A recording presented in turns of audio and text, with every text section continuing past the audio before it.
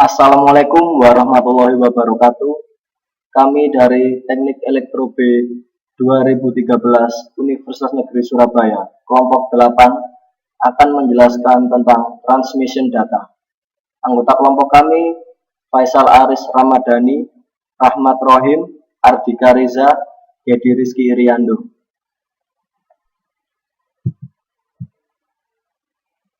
Data transmission memiliki beberapa konsep. Konsep yang pertama dari data transmission adalah terminologi data transmission, kemudian bentuk konfigurasi data transmission, kemudian model data transmission, serta konsep time dan frekuensi domain. Terminologi data transmission meliputi transmisi data atau transmitter. Transmitter merupakan pengirim suatu bentuk peralatan hardware yang digunakan untuk mengirimkan suatu bentuk data atau informasi. Contoh dari transmitter adalah DTE, Data Terminal Equipment. DTE merupakan suatu model workstation yang dapat melakukan proses pengolahan data, berfungsi untuk dapat mengirim atau menerima data serta informasi yang ada. Receiver adalah penerima, merupakan suatu peralatan hardware yang berfungsi untuk dapat menerima hasil dari proses pengiriman data atau informasi. Kemudian ada direct link.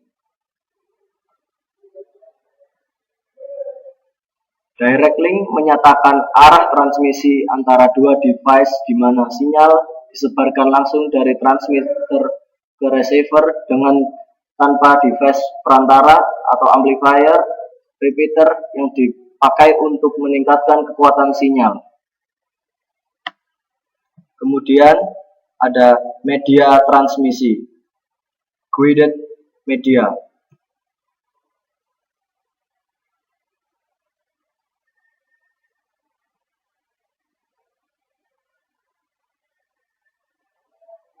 Media merupakan suatu sarana atau fasilitas untuk mengirimkan data, informasi, serta electrical transmission line.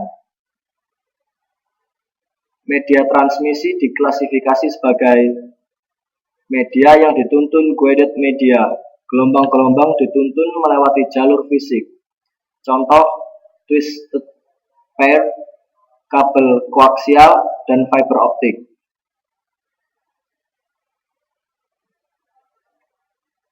Media yang tidak dituntun atau unguided media menyediakan suatu device untuk mentransmisi gelombang elektromagnetik tetapi tanpa menuntunnya. Contoh, penyebaran melalui udara, hampa udara, dan air laut. Untuk konfigurasi meliputi point-to-point dan multi-point. Di gambar point-to-point terdapat amplifier atau repeater yang untuk menghubungkan ke transmitter harus menggunakan medium. Ini menunjukkan bahwa point-to-point hanya bisa disambungkan ke satu perangkat atau komputer saja, termasuk hubungan langsung hanya dua alat yang menggunakan jalur hubungan.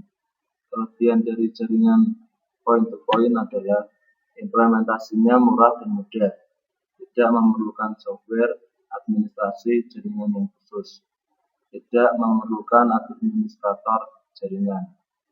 Adapun kekurangan dari jaringan point-to-point, yaitu jaringan tidak bisa terlalu besar atau tidak bisa memperbesar jaringan. Tingkat keamanan rendah, tidak ada yang memanajemen jaringan. Pengguna komputer jaringan harus terlatih mengamankan komputer masing-masing.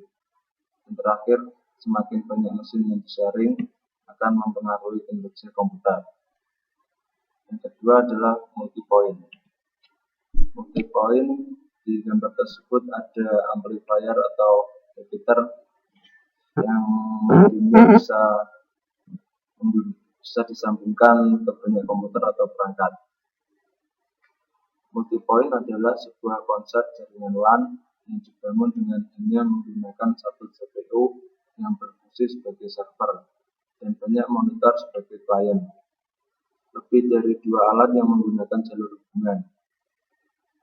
Keunggulan dari multipoint yaitu mampu menghemat biaya, mampu menghemat daya listrik karena menggunakan satu CPU. Kelemahannya, suatu pekerjaan yang dilakukan oleh satu klien mampu mengganggu klien yang lain. Yang kedua, apabila ingin merestart satu PC, maka seluruhnya akan terestart. Selanjutnya menjelaskan tentang sistem-sistem transmisi menurut definisi ANSI. Yang pertama, simplex. Sinyal ditransmisi dalam satu arah. Yang kedua, stasiun yang satu bertindak sebagai transmitter dan yang lain sebagai receiver. Tugasnya adalah tetap. Yang ketiga, jarang digunakan untuk sistem komunikasi data. Yang kedua, duplex. Sinyal ditransmisikan ke 2 arah secara bergantian. Kedua stasiun dapat melakukan transmisi tetapi hanya sekali dalam satu waktu. Terdapat turnaround time atau waktu untuk mengubah arah. Yang ketiga, full duplex. Sinyal ditransmisikan ke 2 arah secara simultan atau bersamaan. Medium membawa dalam 2 arah pada waktu yang sama. Selanjutnya, karakteristik transmisi terdiri dari 2 macam arus. Yang pertama, DC atau direct current. Jarang digunakan untuk jarak dekat. Kecepatannya di bawah 30 bit per second. Yang kedua, AC atau alternating current. Sering digunakan untuk jarak jauh, untuk kecepatan tinggi. Untuk selanjutnya, mode transmisi. Mode transmisi dengan sebagai berikut. Yang pertama, transmisi serial. Transmisi serial adalah transmisi data di mana dalam satu satuan waktu hanya 1 bit yang disalurkan. Dengan demikian, data yang terdiri atas banyak bit dikirim secara berurutan satu persatu. Setiap komputer diperlengkapi dengan saluran serial atau serial port, yaitu saluran yang bisa menerima atau mengirim data secara serial. Yang kedua, transmisi paralel. Transmisi paralel adalah transmisi data di mana dalam satu satuan waktu beberapa bit, biasanya 8 bit, bisa disalurkan bersamaan. Pada komputer tersedia juga saluran paralel atau parallel port. Misalnya, saluran yang dihubungkan dengan printer ketika akan mencetak data. Pada kenyataan, komunikasi jarak jauh melalui kabel banyak dilakukan secara serial. Misalnya, saluran telepon. Karena untuk transmisi paralel dilakukan kabel 8 kali lipat kebutuhan kabel pada transmisi serial. Yang selanjutnya, transmisi sinkron. Metode transmisi sinkron. Pada transmisi sinkron, data dikirim dalam bentuk berkelompok atau blok dalam kecepatan yang tetap tanpa bit awal dan bit akhir. Awalan blok atau start blok dan akhir blok atau disebut dengan stop blok diidentifikasikan dalam bentuk bit dengan susunan yang spesifik. Clock pada penerima dioperasikan secara kontinu dan dikunci agar sama dengan clock pada pengirim. Keuntungan pada transmisi data ini adalah dapat bekerja dengan baik pada laju pengiriman yang tinggi. Kelemahannya adalah memerlukan biaya implementasi yang lebih mahal. Selanjutnya, transmisi tak sinkron. Metode transmisi tak sinkron ini, jika pada transmisi sinkron tidak memiliki bit awalan dan akhiran, maka transmisi tak sinkron memiliki kedua bit tersebut. Pada transmisi ini, informasi akan diuraikan menjadi karakter dan masing-masing karakter tersebut memiliki bit yang diidentifikasikan sebagai awalan blok.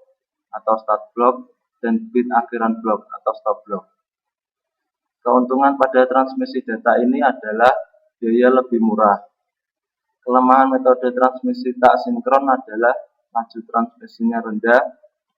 Hal ini disebabkan karena bahwa clock yang beroperasi bebas hanya memenuhi syarat pada laju yang rendah. Terus adanya bit awal dan bit akhir mengurangi efisiensi pengiriman bit sebesar 20. Ini merupakan penambahan komponen frekuensi. Gambar di samping itu menunjukkan bahwa penjumlahan dari komponen frekuensi periode sama dengan 1 per frekuensi. Yang gambar atas sendiri menunjukkan sin-nya sama dengan 2 Ft, yang B menunjukkan 3 Ft, dan C sin 2 Ft plus sepertiga sin 3 Ft. Dari gambar penjumlahan komponen frekuensi tersebut dapat dilihat bahwa frekuensi kedua merupakan suatu perkalian integral dari frekuensi pertama, sehingga frekuensi akhir dinyatakan sebagai frekuensi utama. Periode total sinyal sama dengan periode dari frekuensi utama. Periode dari sin 2pi Ft adalah T sama dengan 1 per F, dan periode dari St juga T. Jadi, semua sinyal apapun dapat dibuat dari komponen-komponen frekuensi, di mana tiap-tiap komponen adalah gelombang sinusoidal. Hal ini dikenal dengan analisis Wolf. Selanjutnya, frekuensi domain. Dapat kita katakan bahwa untuk setiap sinyal terdapat fungsi time domain yang menentukan amplitude sinyal pada setiap waktu tertentu. Hampir sama dengan itu, terdapat suatu fungsi frekuensi domain yang menentukan amplitude puncak dari frekuensi sinyal. Ya, berikut yang di samping itu adalah gambar frekuensi domain. Yang horizontal itu menunjukkan time domain, yang vertikal menunjukkan frekuensi domain.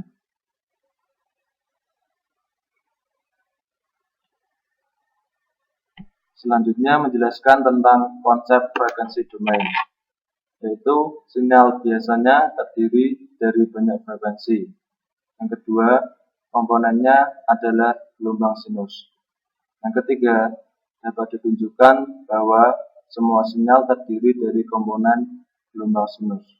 Yang keempat, dapat merencanakan fungsi dari frekuensi domain. Terus, konsep time domain, digital signal, memelihara suatu level konstan, kemudian mengubah ke level konstan yang lain. Yang kedua, periodik signal, pola mengulangi dari waktu ke waktu.